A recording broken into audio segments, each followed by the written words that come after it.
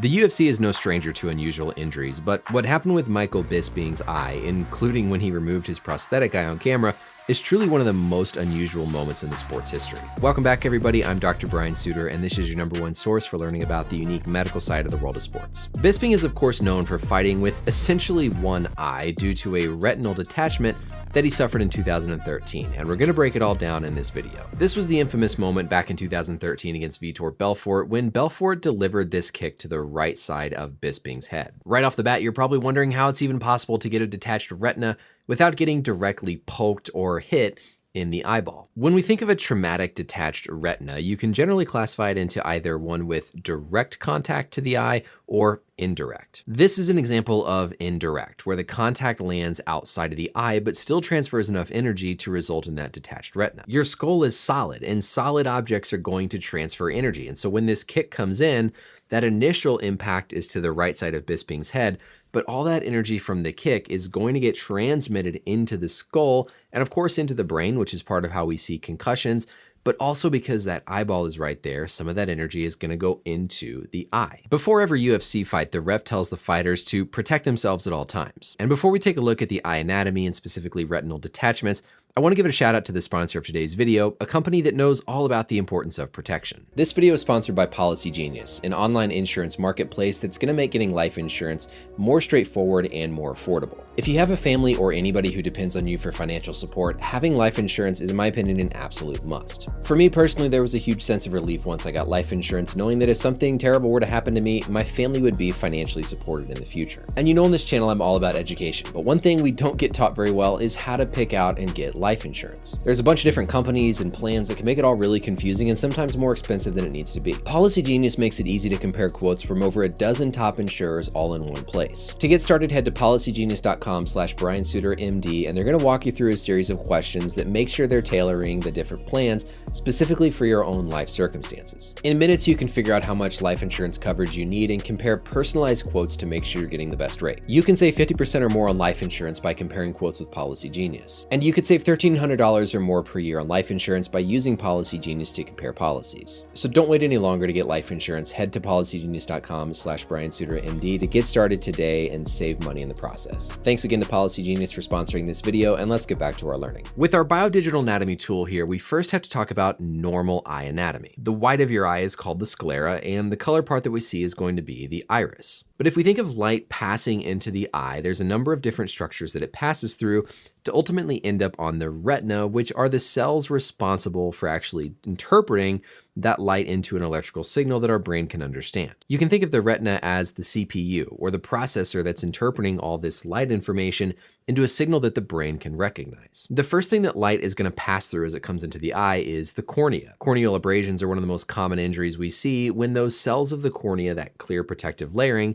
become scratched. That light is going to bend a little bit as it passes through the cornea, and then it's going to go in through the pupil between the iris. After it goes through the pupil, it's going to pass through the lens. That lens is what's going to guide and direct this light to ultimately focus back on the retina to allow you to see what you're seeing. Light is coming in at all different angles into the eye, and so that lens is going to work to converge all that light into a place where it can be recognized on the back of the retina. The light then passes through kind of the meat of the eyeball, which is called the vitreous, and then ultimately ends up on the back of the eye at the retina. The retina is where those cells called rod and cone cells live that again are going to process that light signal to ultimately interpret it into an electrical charge that goes back into the brain to recognize your vision. In a retinal detachment, that layer of cells basically does what it says. It detaches away from the back of the eye, which causes it to lose its blood supply and can ultimately make it die, which is when you lose your vision. Remember that vitreous, kind of that jelly of the eye, has a lot of fluid in it. And so for a number of different ways, you can develop a tear in the retina. And when that retina tears, some of that fluid from the eye can seep back in behind the retina and cause it to kind of delaminate and peel away from the back of the eye as that fluid builds up. Again, that separates the retina from the underlying blood supply, which can cause the retina to die and lose your vision. And these tears can happen for a variety of reasons, including just when that vitreous detaches and sort of peels away the retina, like when you're taking off a sticker and you peel up some of the paper beneath it. In the case of Bisping here, when this kick from Belfort comes in, that energy gets transferred into the eye and then ultimately causes that tear to likely have occurred in the retina because of that energy coming in from the kick. So it's not like a blade or a knife that cuts it. That energy comes in and shears it away to result in that tear, which can then lead to the fluid accumulating behind the retina, making it pull away from the eye and lose its blood supply. The most shocking part of this whole story is what happened after the retinal detachments, with how Bisping was able to continue fighting. Having a retinal detachment in and of itself is not necessarily going to be a disqualification. It's the result of the detachment with how your vision is affected that's going to get you disqualified. And this is where things get a little bit sticky. In general, across sports, when we talk about a functionally one-eyed athlete, we're talking about an athlete whose corrected vision in their poor eye is worse than 20/40. We then have specific recommendations depending on the sport with what type of eyewear and if you can even participate, period. And typically a full contact martial art, you're not going to be permitted to participate. But each fighter is subject to the state's athletic commission whenever they're fighting in a particular city. And every state has a little bit different of a protocol for medical clearance with an eye exam. I think at one point Bisping said his vision only had to clear 2200, which is absolutely crazy to think that he's allowed to fight. But of course, combat sports are different, and again, every state is going to have a different guideline. These are publicly available forms on the internet. This is from California State Athletic Commission and goes through the eye exam. They're going to ask about surgical procedures. They're going to ask about history of retinal detachments, and Bisping wouldn't have been able to hide probably that he had a history of the detachment. But then they're of course going to check visual acuity, corrected and non-corrected, and here, at least on the California one, they do mention that visual acuity of 2200. This form was through a neurology clinic that looked like it was last updated in 2018. And then this is for the state of Nevada. This was last updated in 2013. Again, just available online through a Google search. And they have a totally different sort of form. Again, they're going to ask about history of retinal detachments, but here in their specific requirements, they don't mention anything specifically about exact visual acuity. And every state's athletic commission has a different set of guidelines. So it's hard to make one general statement about what Bisping's vision would have had to have been. So he was certainly lucky to have been able to pass all these different eye tests and never get disqualified because of that history of retinal detachment, especially when he said that his vision was so terrible, especially at the end of his career. Bisping's been very open about how he now wears a prosthetic eye, and I can't imagine there was any way he was actually wearing that during his fights because I'm sure that a doctor would have picked up on an artificial eye. It's going to reflect light differently. It's going to look differently as you're moving your eye when you're doing your fundoscopic exam, actually shining light in there.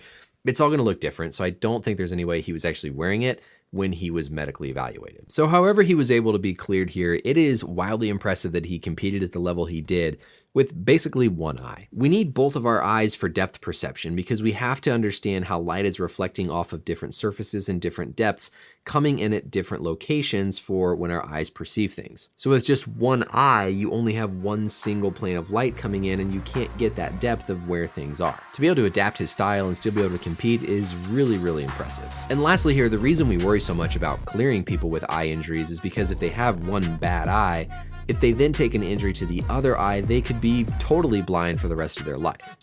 So it's not about protecting the injured eye, it's about making sure you don't hurt the healthy eye, because then you're going to be very impaired going forward because you'll be totally blind.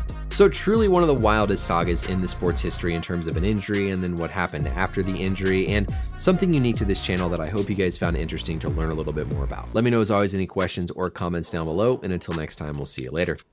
Bye.